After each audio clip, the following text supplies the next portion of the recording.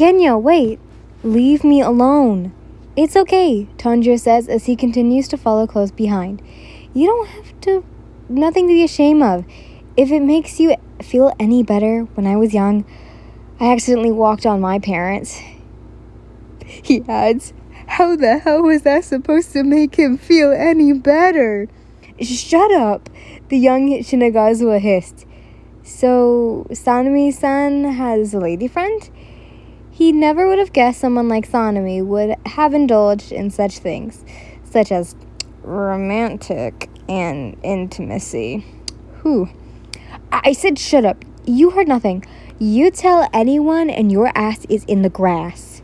Genya says, repeating the same phrase Sanemi once said to him. Tanjiro only smiled, having long since gotten used to Genya's petty threats as he thought about the concept of Sanemi having a woman. That is only made him even more curious to know who she is and what she's like. She must have been someone very exceptional to tango with the rowdy wind Hashira. That's great. Who is she? Tanjiro asked excitedly with stars in his eyes. None of your fucking business. Genya growled, his cheeks slightly pink, before turning his back and continued walking down the wooden trail. I already knew Sanemi is a nice guy, but I never took him for a romantic type. Tanjiro pondered. Genya grumbled softly, clearly trying his damnedest to ignore the nosy Kamado boy. Is she one of the Kakushi? No. Genya honestly didn't know if Yin is or not. A Demon Slayer trainee? Tanjiro pressed. Genya snarled in annoyance and quickly turned to face the young, dark, monochromatic-haired boy one more time, and then grabbed him by the collar. Listen here, Kamado. Don't you dare go telling no one about my brother having a girlfriend, Genya growls, the whites of his scar turning slightly black as he glared at Tanjiro menacingly. Apparently the effects from that demon he ate yesterday hadn't worn off yet and still coursed through his veins. If you do, then you're dead meat. Hear me? Dead meat. It's bad enough that he has to put up with everyone putting their noses where they don't belong. So don't go blabbing about Nemi's personal affairs.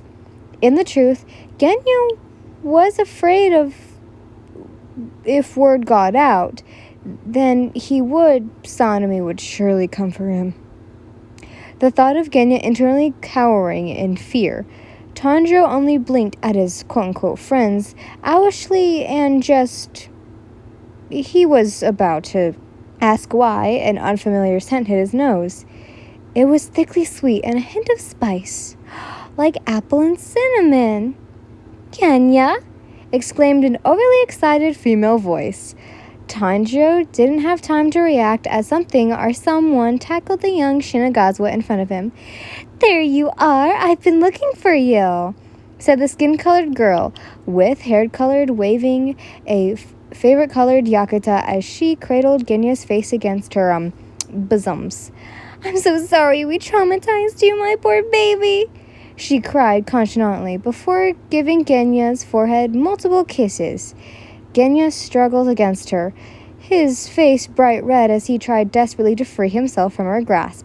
Eventually, he gave up as his body suddenly went limp, becoming a noodle within her embrace. Tanjiro blinked once, then twice at the continental display, with his expression being, blank. He stated, apparently getting her attention as eye-colored eyes glanced his way. Oh, hi. He finally noticed the monochromatic-haired boy and greeted, You must be one of Genya's friends. You asked and glanced down at your future brother-in-law. You never told me you had any friends, Genya-kun. You tell him, then glance back at the boy in green and black checkered hori. It's a pleasure to meet you. You smiled kindly. Pleased to meet you too. I'm Tanjiro Kamado, he replied. I'm Yinlin. Wait, did you say Kamado? Your eyes widened in surprise. Tanjiro only nodded as you then gave a light chuckle. So you're the brave little head butter that gave my Sanemi a concussion. Sanemi? The younger Slayer's eyes widened in awe at this. Is she Sanemi's girlfriend that Genya was talking about? Are you Sanemi-san's lady friend? He couldn't help but ask you. Then again, you could perhaps be a visiting relative. I'm actually his fiance, but yeah, you answered. Fiance? Sanemi never mentioned anything about being engaged. That it made Tanjiro question, did the other pillars know? Oh, congratulations on being engaged. I'm sorry if I upset you by butt-heading Sanemi and, Genya, the younger boy says, bowing his head. However, Tanjiro was taken aback by you laughing hysterically, then glancing back up at you to wiping away a tear from your eye. There's no need to apologize, Tanjiro. I'm sure that they both deserved it after I heard rumors of Sanemi trying to kill your little sister. Also, I know Genya-kun here can be quite the bully, so hats off to you for sticking it to them. You praised him. True, there was no use in disagreeing with you there. You did have a good point. Even though both Shinazugawa brothers aren't apparently bad people who wouldn't dare hurt a fly. However, Tanjiro had to admit they both could come off as astonished and needed to learn some manners.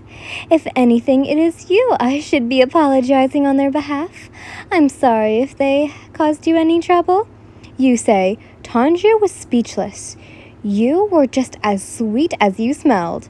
How in the world did the barbarish wind pillar even manage to woo an angel like you? Or maybe it was something that had to do with the whole opposites attract thing?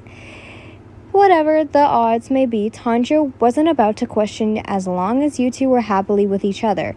All right, they didn't give me any trouble at all, he replied cheerfully, although it was a total lie.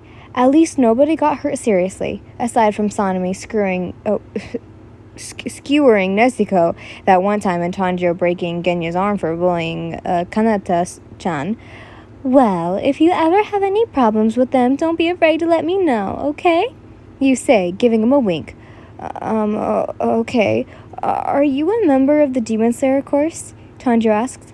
Unfortunately, no. But if you ever want to come find me, I'll be in the apple tree orchard just 14 minutes away from the butterfly estate. I'm usually there during the afternoons on Sundays and Fridays.